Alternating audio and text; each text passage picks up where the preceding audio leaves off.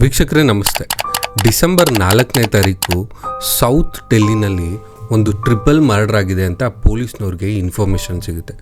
ಪೊಲೀಸ್ನವರು ಹೋಗಿ ಚೆಕ್ ಮಾಡಿದಾಗ ಅಲ್ಲಿ ಅವರ ಮಗ ಅಳ್ತಾ ನಿಂತಿರ್ತಾನೆ. ಅವರ ಮಗನ ಹೆಸರು ಅರ್ಜುನ್. ಈತ ಒಬ್ಬ ಬಾಕ್ಸರ್ ಆಗಿರ್ತಾನೆ. ಬೆಳಗ್ಗೆ 5:30ಗೆ ಜಿಮ್ಗೆ ಹೋಗಿ ಬಾಕ್ಸಿಂಗ್ ಎಲ್ಲ ಮುಗಿಸ್ಕೊಂಡು ಈತ ಒಂದು 7:30-8 ಗಂಟೆಗೆ ರೆಗ್ಯುಲರ್ ಆಗಿ ಮನೆಗೆ ಬರ್ತಾನೆ. ಪ್ರತಿದಿನ ಜಿಮ್ ಮುಗಿಸ್ಕೊಂಡು ಮನೆಗೆ ಬರೋ ಥರ ಮನೆಗೆ ಬಂದಾಗ ಅವರ ತಂದೆ ತಾಯಿ ಹೆಣವಾಗಿ ಬಿದ್ದಿರ್ತಾರೆ. ಪೊಲೀಸ್ನವರು ಆ ಮನೆನ ಡೀಟೇಲ್ ಆಗಿ ಚೆಕ್ ಮಾಡಿದಾಗ ಯಾವುದು ಫೋರ್ಸ್ಫುಲ್ ಎಂಟ್ರಿ ಮನೆಯಲ್ಲಿ ಆಗಿರಲ್ಲ. ಹಾಗೆ ಮನೆಯಲ್ಲಿ ಯಾವುದೇ ರೀತಿಯಾದಂಥ ಕಳ್ತನ ಕೂಡ ಆಗಿರಲ್ಲ. ಪೊಲೀಸ್ನವ್ರಿಗೆ ಯಾರೋ ಪರಿಚಯದವರೇ ಮಾಡಿರ್ಬೋದು ಅಂತ ಹೇಳಿ ಪೊಲೀಸ್ನವರು ಕಂಪ್ಲೇಂಟ್ನ ಲಾಡ್ಜ್ ಮಾಡಿಕೊಂಡು ಪೊಲೀಸ್ನವರು ಇನ್ವೆಸ್ಟಿಗೇಷನ್ ಸ್ಟಾರ್ಟ್ ಮಾಡ್ತಾರೆ. ಫಸ್ಟು CCTV ಕ್ಯಾಮ್ರಾನ ಚೆಕ್ ಮಾಡ್ತಾರೆ. CCTV ಕ್ಯಾಮ್ರಾ ಇವ್ರ ಮನೆಯಲ್ಲಿ CCTV ಕ್ಯಾಮ್ರಾ ಇರೋದಿಲ್ಲ. ಅಕ್ಕಪಕ್ಕ ಮನೆಯಲ್ಲಿರುವಂಥ CCTV ಕ್ಯಾಮ್ರಾನ ಒಂದು ಸಲ ಚೆಕ್ ಮಾಡ್ತಾರೆ. ಚೆಕ್ ಮಾಡಿದಾಗ ಗೊತ್ತಾಗೋದೇನು ಅಂದರೆ ಯಾರೂ ಕೂಡ ಇವ್ರ ಮನೆಗೆ ಬಂದಿರೋದಿಲ್ಲ, ಯಾರೂ ಕೂಡ ಮನೆಯಿಂದ ಹೋಗಿರೋದು ಇಲ್ಲ. ಮನೆಗೆ ಬಂದಿರೋರು ಮನೆಗೆ ಹೋಗಿರೋರು ಒಬ್ಬನೇ ಅರ್ಜುನ್, ಅಂದರೆ ಅವರ ಮಗ. ಅವ್ರ ಮಗನೇ ಬೆಳಗ್ಗೆ 5:30ಗೆ ನಾರ್ಮಲಾಗಿ ಜಿಮ್ಗೆ ಹೋಗಿ ಮುಗಿಸ್ಕೊಂಡು 7 ಗಂಟೆಗೆ ಮನೆಗೆ ಬಂದಿರ್ತಾನೆ. ಅದು ಬಿಟ್ಟರೆ ಬೇರೆ ಥರದ ಯಾವುದೇ ರೀತಿಯಾದಂಥ ಆ್ಯಕ್ಟಿವಿಟೀಸು ಆ ಮನೆಯಲ್ಲಿ ನಡೆದಿರಲ್ಲ. ಪೊಲೀಸ್ನವ್ರಿಗೆ ಅರ್ಜುನ್ ಮೇಲೆ ಏನೋ ಅನುಮಾನ ಬರ್ತಿರುತ್ತೆ. ಆದರೂ ಕೂಡ ಸ್ವಂತ ಮಗನೇ ಅಪ್ಪ ಅಮ್ಮನ್ನ ಕೊಲೆ ಮಾಡಿದ್ದಾನೆ ಅಂದರೆ ಯಾರು ತಾನೇ ನಂಬ್ತಾರೆ? ಇನ್ ಕೇಸು ಪೊಲೀಸ್ನವ್ರು ಇದನ್ನ ಹಿಡ್ಕೊಂಡು ಹೋದರೂ ಕೂಡ ಪೊಲೀಸ್ನವ್ರನ್ನೇ ಜನ ಕ್ವಶನ್ ಮಾಡೋದಕ್ಕೆ ಸ್ಟಾರ್ಟ್ ಮಾಡ್ತಾರೆ. ಸೊ ಫಸ್ಟು ಪೊಲೀಸ್ನವರು ಈತ ಏನಾದರೂ ಕೊಲೆ ಮಾಡಿದರೆ ಅದ್ರ ಮೋಟಿವ್ನ ಹುಡ್ಕೋದಕ್ಕೆ ಸ್ಟಾರ್ಟ್ ಮಾಡ್ತಾರೆ. ಅಂದರೆ ಈತ ಏನಕ್ಕೆ ಕೊಲೆ ಮಾಡಿರ್ಬೋದು ಅಂತ ಫಸ್ಟು ಇನ್ವೆಸ್ಟಿಗೇಷನ್ ಸ್ಟಾರ್ಟ್ ಮಾಡ್ತಾರೆ. ಮೊದಲು ಅರ್ಜುನ್ ಅವರ ಫ್ಯಾಮಿಲಿನ ಇಂಟ್ರೋಗೇಟ್ ಮಾಡ್ತಾರೆ. ಅದರಲ್ಲಿ ಗೊತ್ತಾಗೋದೇನು ಅಂದರೆ ಅರ್ಜುನ್ಗೂ ಅವರ ತಂದೆಗೂ ಆವಾಗವಾಗ ಜಗಳ ಆಗ್ತಾ ಇರುತ್ತೆ ಅಂತ. ರೀಸೆಂಟಾಗಿ ಅರ್ಜುನ್ನು ಒಂದು ಹುಡುಗಿನ ಪ್ರೀತಿಸ್ತಾ ಇದ್ದೀನಿ ಅಂತ ಅವರ ತಂದೆ ಹತ್ರ ಹೋಗಿ ಹೇಳಿರ್ತಾನೆ. ಆದರೆ ಅವರ ತಂದೆ ಅದನ್ನು ರಿಜೆಕ್ಟ್ ಮಾಡಿರ್ತಾರೆ. ಅವರ ತಂದೆ ಹೆಸರು ರಾಜೇಶ್ ಕುಮಾರ್. ಇವರು ಸಾಮಾನ್ಯದ ವ್ಯಕ್ತಿಯಾಗಿರಲ್ಲ. ಇವರು NSG ಕಮಾಂಡರ್ ಆಗಿರ್ತಾರೆ. ಅಂದರೆ ಒಂದು ದೊಡ್ಡ ಹುದ್ದೆನಲ್ಲಿರ್ತಾರೆ. 7 ವರ್ಷದ ಹಿಂದೆ ರಿಟೈರ್ಡ್ ಆಗಿ ಆರಾಮಾಗಿ ಫ್ಯಾಮಿಲಿ ಜೊತೆ ರಿಟೈರ್ಮೆಂಟ್ ಲೈಫ್ನ ಲೀಡ್ ಮಾಡ್ತಾ ಇರ್ತಾರೆ. ಇವ್ರಿಗೆ 2 ಮಕ್ಕಳು, ಅರ್ಜುನ್, ಕವಿತಾ. ಈತನಿಗೆ ಒಬ್ಬಳು ಅಕ್ಕ ಕೂಡ ಇರ್ತಾಳೆ. ಆಕೆನ ಮನೆಯಲ್ಲಿ ಯಾವಾಗಲೂ ಕೂಡ ತುಂಬ ಪ್ರೀತಿಯಿಂದ ನೋಡ್ಕೊಳ್ತಿರ್ತಾರೆ. ಆದರೆ ಅರ್ಜುನ್ನ ಮಾತ್ರ ಸ್ವಲ್ಪ ಪ್ರೀತಿನ ಕಡಿಮೆ ಮಾಡಿರ್ತಾರೆ ಅಷ್ಟೇ. ಆದರೆ ಅರ್ಜುನ್ ಅದನ್ನು ತುಂಬ ವೈಯಕ್ತಿಕವಾಗಿ ತಗೊಂಡಿರ್ತಾನೆ. ಅರ್ಜುನ್ಗೆ ಬಾಕ್ಸಿಂಗ್ ಮೇಲೆ ತುಂಬ ಇಂಟ್ರೆಸ್ಟ್ ಇರುತ್ತೆ. ಆದರೆ ಅವರ ತಂದೆಗೆ ಇವನು ಬಾಕ್ಸಿಂಗ್ ಹೋಗೋದು ಇಷ್ಟ ಇರಲ್ಲ. ಇದೇ ವಿಚಾರಕ್ಕೆ ಅವಾಗವಾಗ ಇವರಿಬ್ಬರ ಮಧ್ಯೆ ಜಗಳ ಆಗ್ತಾ ಇರುತ್ತೆ. ಡಿಸೆಂಬರ್ 2ನೇ ತಾರೀಕು ಕವಿತಾದು ಬರ್ಡೇ ಇರುತ್ತೆ. ಕವಿತಾಗೂ ಅರ್ಜುನ್ಗೂ ಅವರ ತಂದೆ ಕಂಪೇರ್ ಮಾಡಿ ಮಾತಾಡ್ತಾರೆ.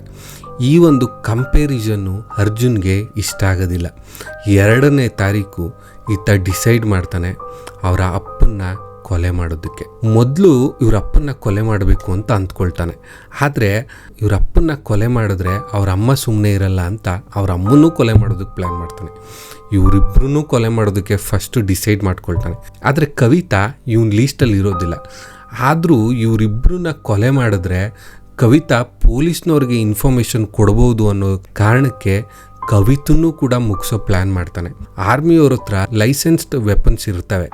ಸೊ ಇದರಲ್ಲಿ ಒಂದು ಗನ್ನು ಹಾಗೇ ಒಂದು ನೈಫು, ಲೈಸೆನ್ಸ್ಡ್ ನೈಫ್ ಇರುತ್ತೆ. ಸೊ ಆ ನೈಫ್ನ ಅರ್ಜುನ್ ತಗೊಂಡು ಬ್ಯಾಗ್ನಲ್ಲಿ ಇಟ್ಕೊಂಡಿರ್ತಾನೆ. 4ನೇ ತಾರೀಕು ಈತ ಅವರ ಅಪ್ಪ ಅಮ್ಮನ್ನ ಕೊಲೆ ಮಾಡೋದಕ್ಕೆ ಡಿಸೈಡ್ ಮಾಡ್ತಾನೆ. 4ನೇ ತಾರೀಕು ರಾತ್ರಿ 1 ಗಂಟೆ ಆಗ್ತಾ ಇದ್ದಾಗೆ ಈತ ಆ ಆರ್ಮಿ ನೈಫ್ನ ತಗೊಂಡು ಸೀದಾ ಕವಿತಾ ರೂಮ್ಗೆ ಹೋಗ್ತಾನೆ. ಮೊದಲು ಕವಿತಾ ಕುತ್ತಿಗೆಗೆ ಚಾಕು ಹಾಕಿ ಯಾವುದೇ ರೀತಿಯಾದಂಥ ಸೌಂಡ್ ಬರದೇ ಇರೋ ಹಾಗೆ ಕೊಲೆ ಮಾಡ್ತಾನೆ. ನೆಕ್ಸ್ಟು ಅವರ ಅಪ್ಪ ಅಮ್ಮ ಫಸ್ಟ್ ಫ್ಲೋರಲ್ಲಿರುವಂಥ ರೂಮ್ನಲ್ಲಿರ್ತಾರೆ. ಫಸ್ಟ್ ಫ್ಲೋರಲ್ಲಿರುವಂಥ ರೂಮ್ಗೆ ಹೋಗ್ತಾನೆ. ರೂಮ್ಗೆ ಹೋದಾಗ ಬಾತ್ರೂಮ್ ಲೈಟು ಆನ್ ಆಗಿರುತ್ತೆ. ಅಂದರೆ ಅವರ ಅಮ್ಮ ಎದ್ದು ಬಾತ್ರೂಮ್ಗೆ ಹೋಗಿರ್ತಾರೆ. ಆದರೂ ಹೆದರ್ಕೊಳ್ದೇ ಇರೋವಂಥ ಅರ್ಜುನ್ನು ಸೀದಾ ಹೋಗಿ ಅವರ ಅಪ್ಪನ ಕುತ್ತಿಗೆಗೆ ಚಾಕು ಹಾಕಿ ಕೊಲೆ ಮಾಡಿರ್ತಾನೆ. ಈ ಕೊಲೆ ಮಾಡುವಾಗ ಅವ್ರ ಅಮ್ಮನಿಗೆ ಯಾವುದೇ ರೀತಿಯಾದಂಥ ಸೌಂಡು ಕೇಳಿಸಿರಲ್ಲ.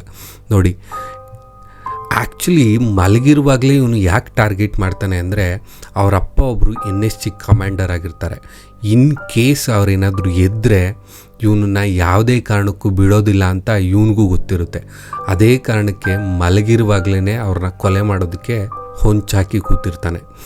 ಇವ್ರನ್ನ ಕೊಲೆ ಮಾಡಾದಮೇಲೆ ಅವರಮ್ಮ ಬಾತ್ರೂಮಿಂದ ಹೊರಗಡೆ ಬರೋದನ್ನೇ ಕಾಯ್ತಾ ಇರ್ತಾನೆ ಬಾಗ್ಲತ್ರ.